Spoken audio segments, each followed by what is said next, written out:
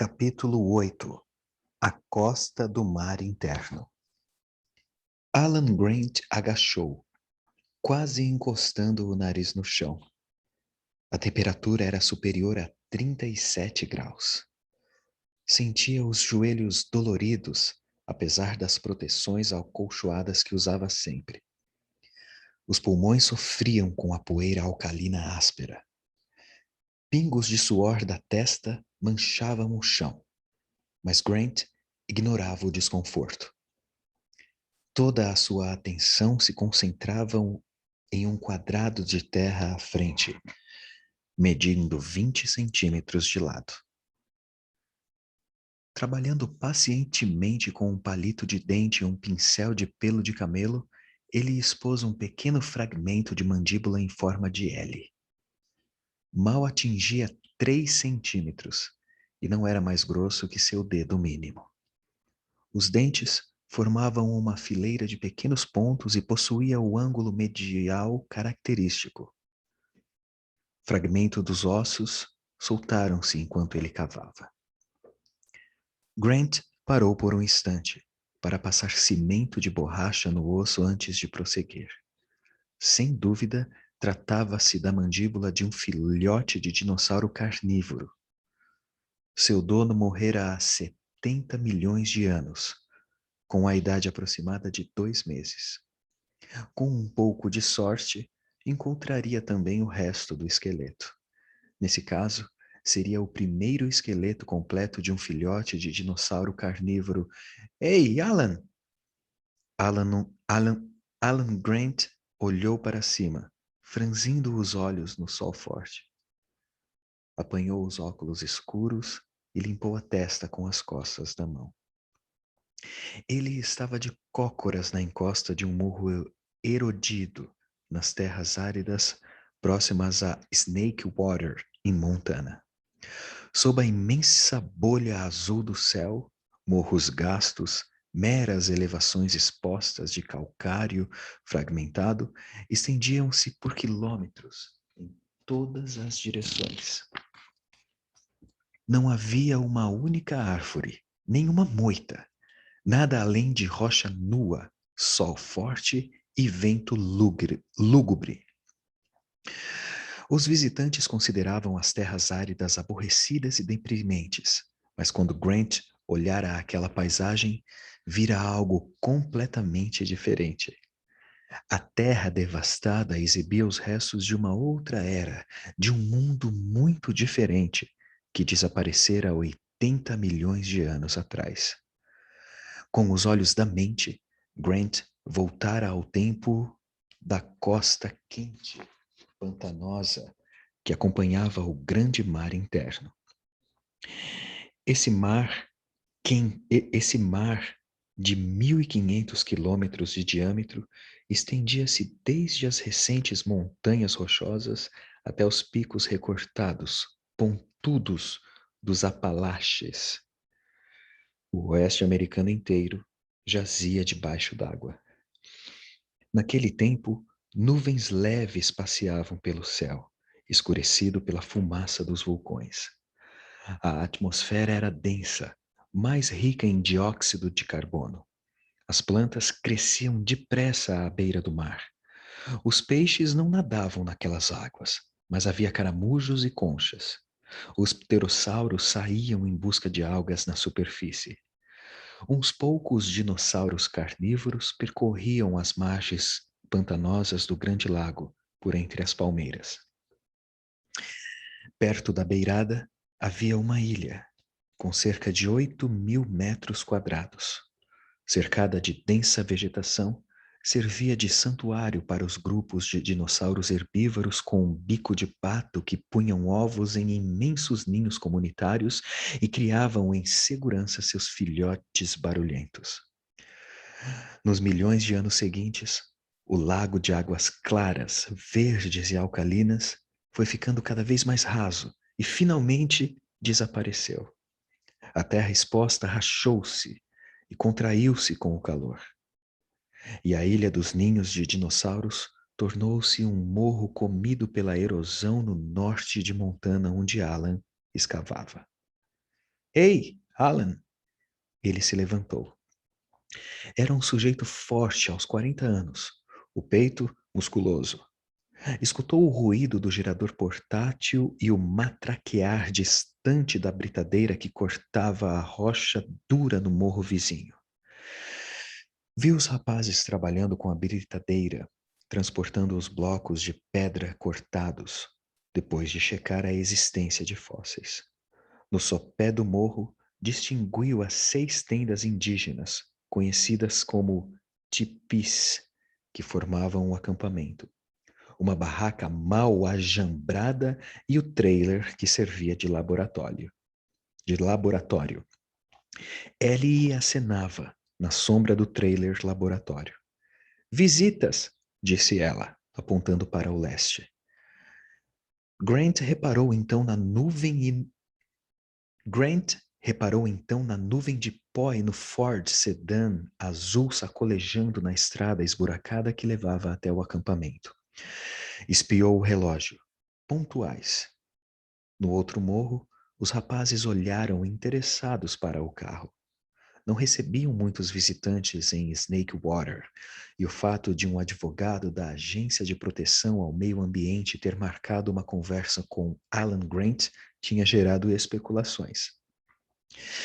Mas Grant sabia que a paleontologia, o estudo da vida extinta, assumira recentemente uma importância inesperada. O mundo estava mudando depressa e problemas urgentes de clima, desmatamento, aquecimento do globo e diminuição da camada de ozônio poderiam ser entendidos, pelo menos em parte, com a ajuda das informações do passado. Ele fora requisitado como consultor especializado por 2 vezes nos últimos anos. Grant começou a descer o morro para receber o advogado. O visitante tossiu por causa da poeira branca ao bater a porta do carro. Bob Morris, da APMA, disse, estendendo a mão. Sou do escritório de São Francisco. Parece morto de calor, Grant comentou, apertando-lhe a mão. Quer tomar uma cerveja? Puxa, se quero. Morris tinha quase 30 anos. Usava gravata e calça de terno. Carregava uma valise. Seus sapatos de ponta fina rangiam nas pedras quando caminhava. Quando cheguei no alto do morro, pensei que fosse uma reserva indígena, observou, apontando para os tipis. Nada disso, apenas o melhor modo de se viver por aqui. Grant contou que em 1978, durante o primeiro ano de escavações, eles tinham utilizado barracas octogonais na encosta norte, as mais modernas disponíveis. Mas as barracas foram destruídas pelo vento. Tentaram outros tipos. O resultado foi o mesmo. Finalmente, começaram a erguer os tipis maiores por dentro, mais confortáveis e mais estáveis no vento forte.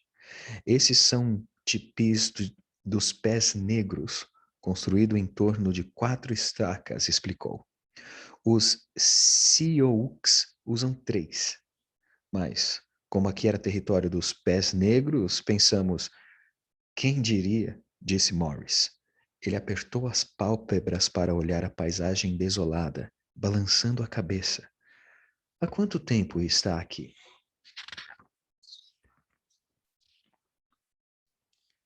Cerca de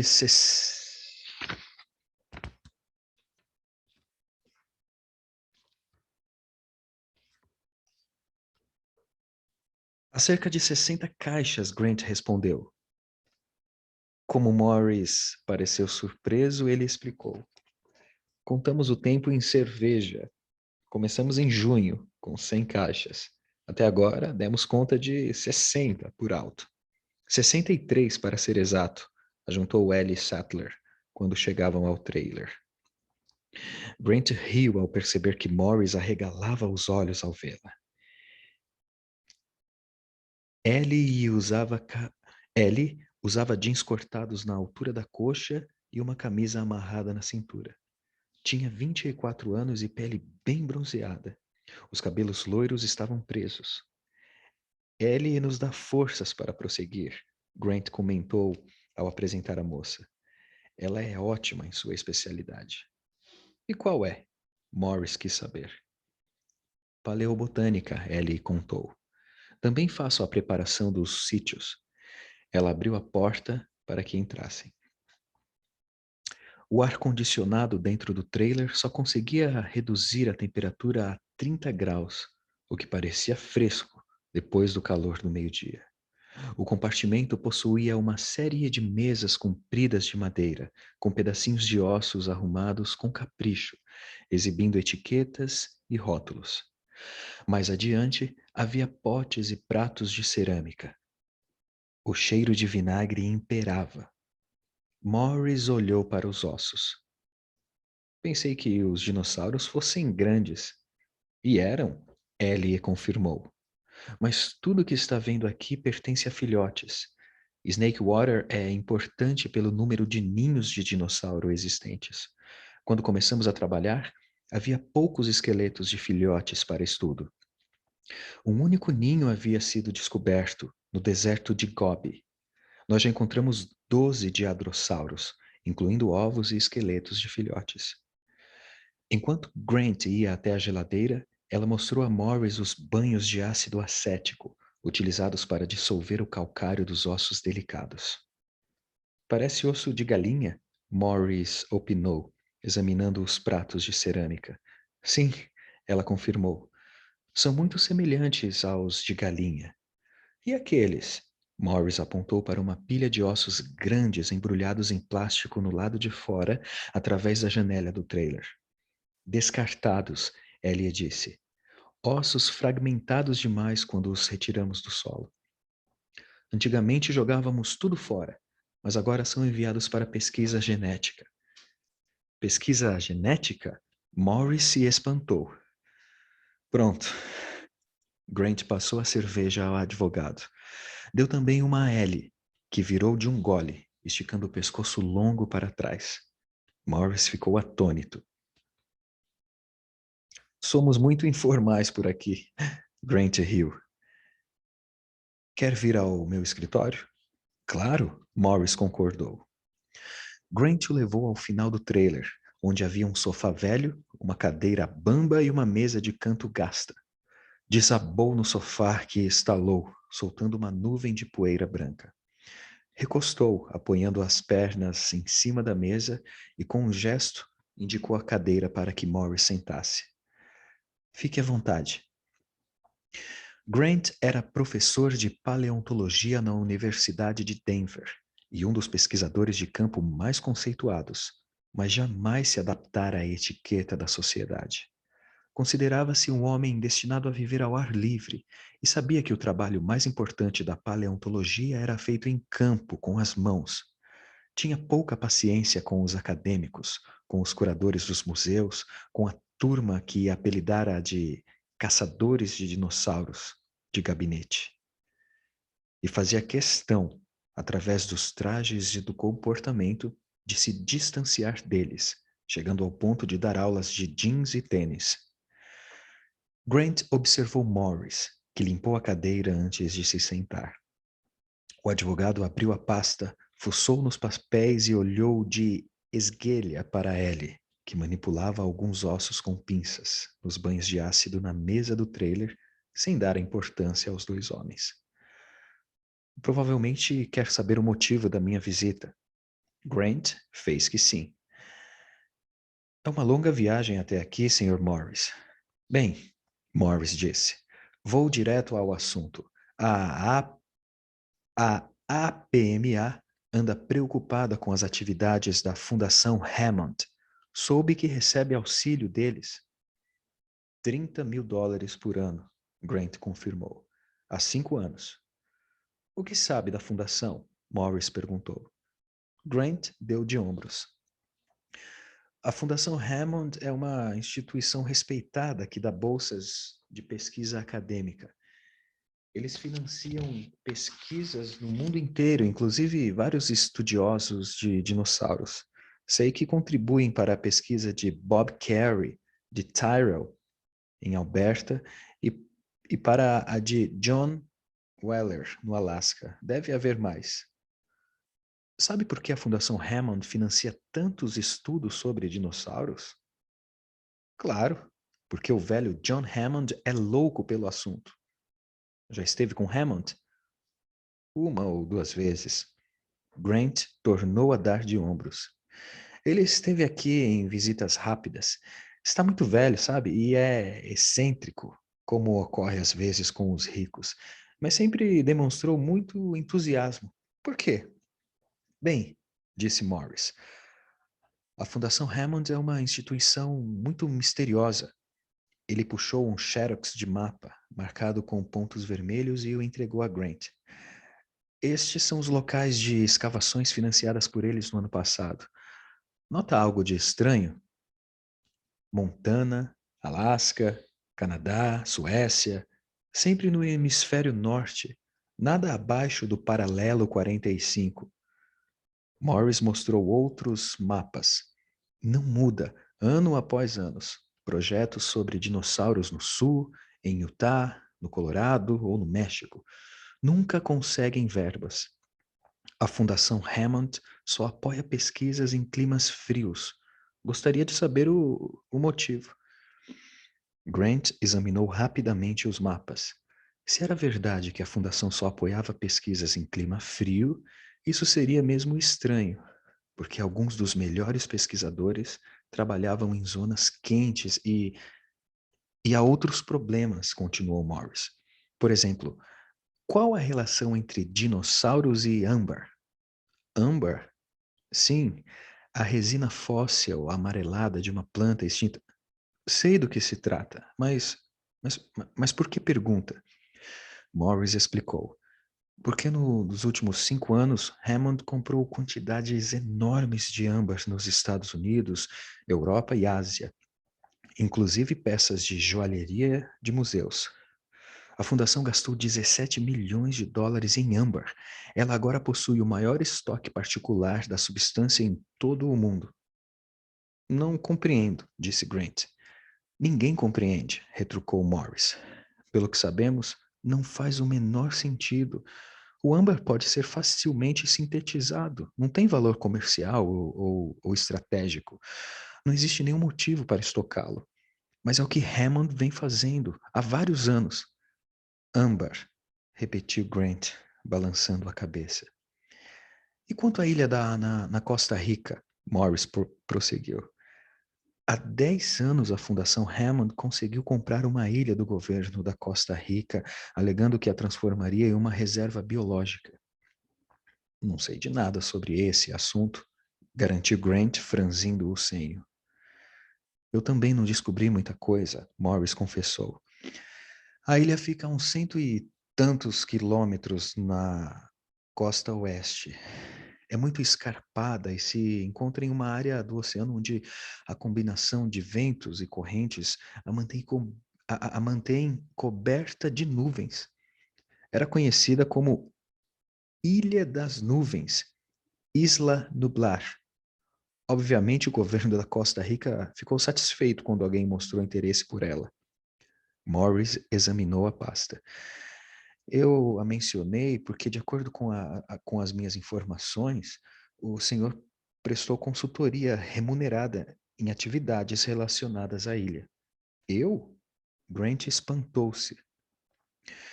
Morris mostrou uma folha de papel a Grant. Era o xerox de um cheque emitido em março de 1984 pela Indian Incorporation, Farallon Road, Palo Alto, Califórnia. Pagamento a Alan Grant no valor de 12 mil dólares. No canto inferior do cheque estava escrito Serviços de Consultoria, Costa Rica, Hiperespaço Juvenil. Ah, claro, Grant falou. Eu me lembro disso. Foi bem estranho, mas eu me lembro. E não teve nada a ver com a tal ilha. Alan Grant achara o primeiro depósito de ovos de dinossauro em 1979 em Montana, e muitos outros nos 2 anos que se seguiram, mas só divulgou suas descobertas em 1983. Seu trabalho publicado, relatando a existência de um grupo de 10.000 dinossauros de bico de pato vivendo ao longo da costa de um imenso mar interno, construindo ninhos comunitários colossais na lama, criando os filhotes no meio da manada, tornaram-no uma celebridade instantânea. O conceito de instinto maternal em dinossauros gigantescos e os desenhos de graciosos filhotes saindo dos ovos despertaram o interesse mundial. Grant foi assediado por pedidos de entrevistas, conferências, livros. Tipicamente, recusou tudo, pois queria apenas continuar suas escavações. Durante aquele período frenético, na década de 80, a corporação InGen o abordara, solicitando serviços de consultoria. E nessa época já tinha ouvido falar da InGen? Morris quis saber. Não. Como o contataram? Telefonaram. Foi um sujeito chamado Gennaro ou Genino, algo assim. Morris meneou a cabeça, assentindo. Donald Gennaro é o consultor legal da Índia. Bem, ele estava interessado nos hábitos alimentares dos dinossauros e me ofereceu uma boa quantia para eu apresentar um trabalho escrito sobre o tema. Grant bebeu um gole de cerveja, colocando a lata no chão. Genaro interessava-se especialmente pelos filhotes de dinossauros, em sua alimentação. Acho que ele pensou que eu entendia do assunto.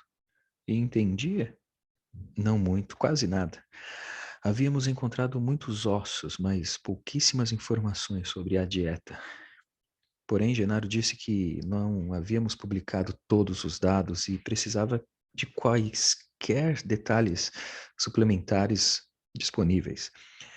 E me ofereceu um pagamento generoso, $50.000. Morris apanhou o gravador e o colocou em cima da mesinha. Importa-se? Não, faça como quiser. Então quer dizer que Genaro telefonou para o senhor em 1984. O que aconteceu? Bem, está vendo nossa estrutura aqui. 50 mil poderia financiar 2 verões de escavações.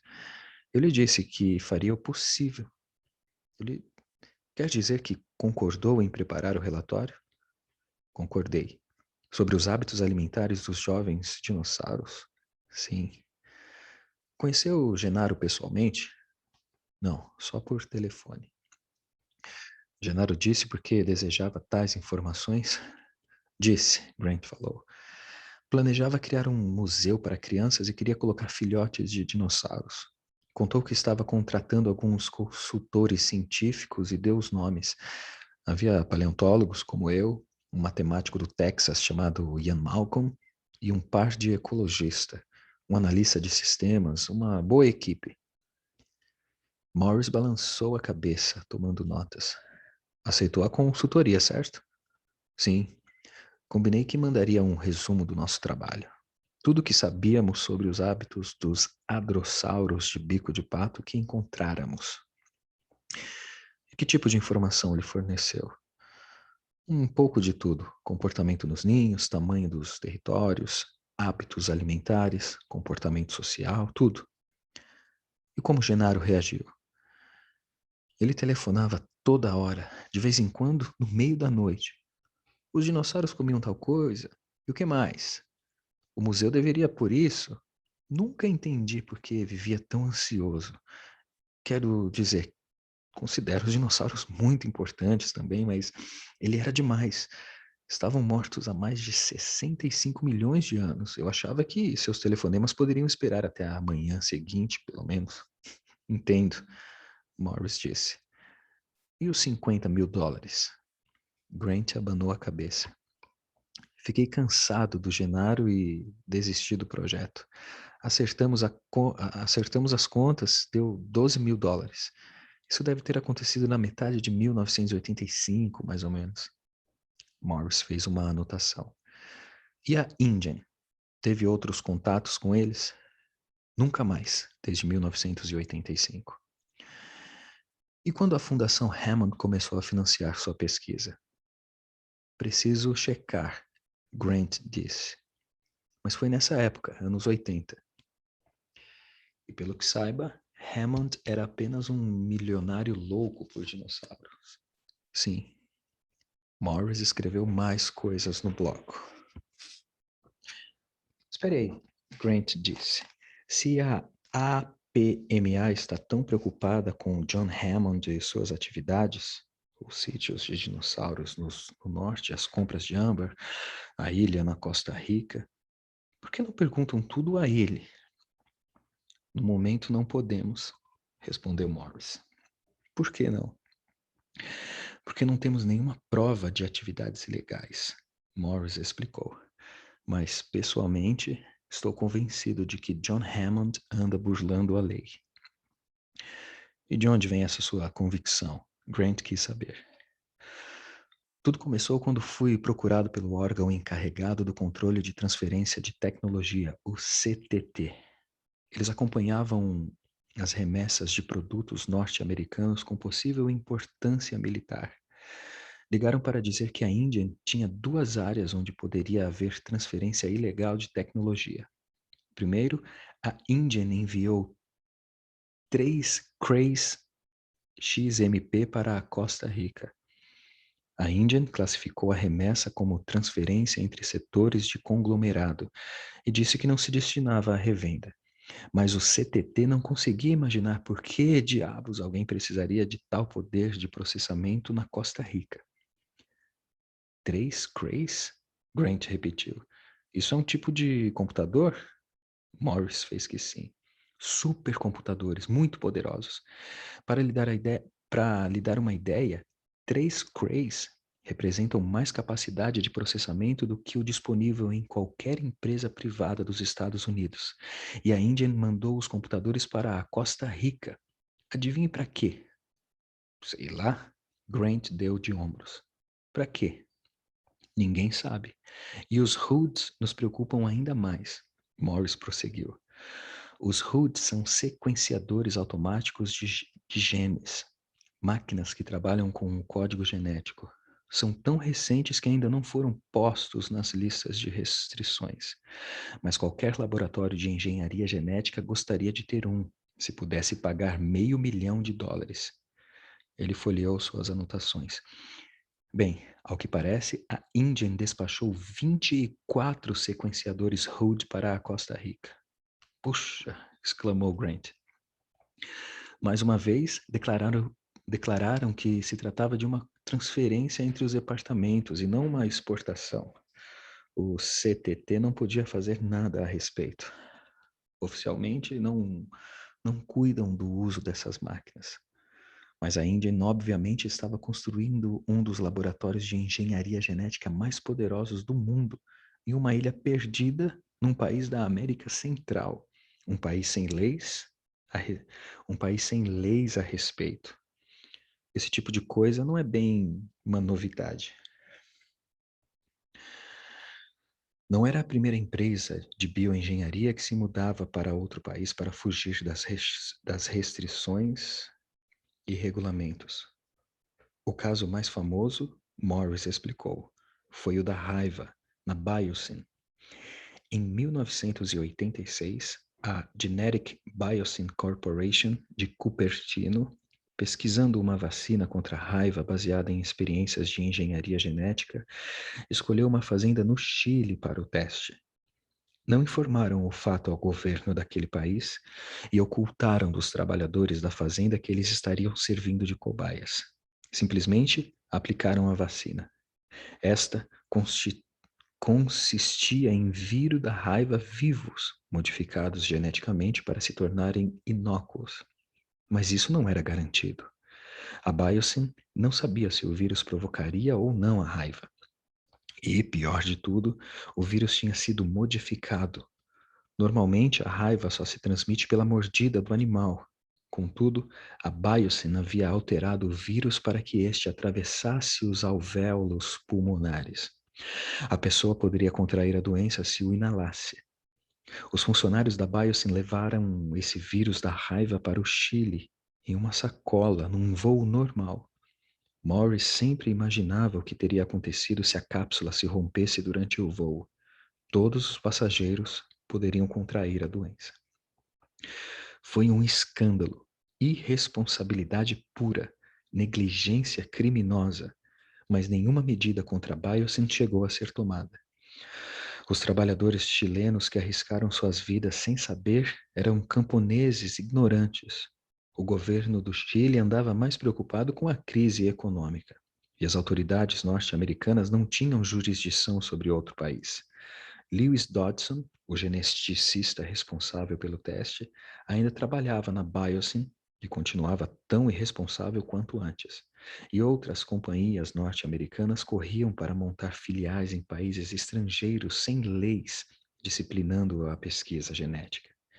Países que consideravam a engenharia genética similar a outros avanços da tecnologia de ponta e a recebiam de braços abertos, sem se dar conta dos perigos existentes. Foi por isso que começamos a investigar a Índia. Morris esclareceu. Há cerca de 3 semanas. E o que descobriram de concreto até agora? Grant perguntou. Quase nada, confessou Morris. Quando voltar para San Francisco, provavelmente encerraremos a investigação.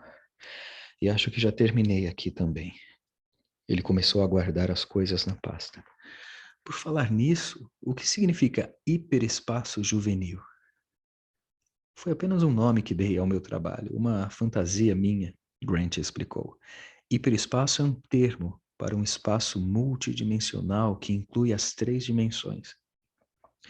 Se levar em conta todo o comportamento do animal, sua alimentação, movimentos e sono, pode situá-lo em um espaço multidimensional.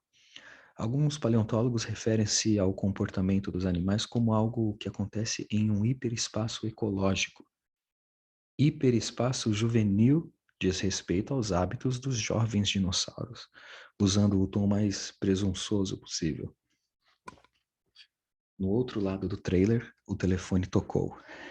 Ellie atendeu, dizendo depois: No momento está em reunião, pode ligar mais tarde? Morris fechou a pasta e levantou-se. Muito obrigado pela colaboração e pela cerveja. De nada. Grant acompanhou Morris até a porta do trailer, na outra ponta. Antes de sair, o advogado ainda perguntou: Hammond alguma vez solicitou amostra dos materiais coletados? Ossos, ovos, algo assim? Não, Grant respondeu. A doutora Sattler disse que faziam trabalhos genéticos aqui. Bem, não exatamente, Grant corrigiu. Quando removemos os fósseis quebrados ou por algum motivo inadequados para preservação em museus, enviamos para laboratórios que os moem e tentam extrair as proteínas para nós. As proteínas são depois identificadas e recebemos um relatório. E qual o nome do laboratório? Medical Biological Services, de Salt Lake. Como o escolheram? Tinha um melhor preço? Tem algo a ver com a Índia? Morris perguntou. Não que eu saiba. Grant abriu a porta do trailer e sentiu o bafo de ar quente vindo de fora. Morris parou para pôr os óculos escuros. Só mais uma coisinha, disse.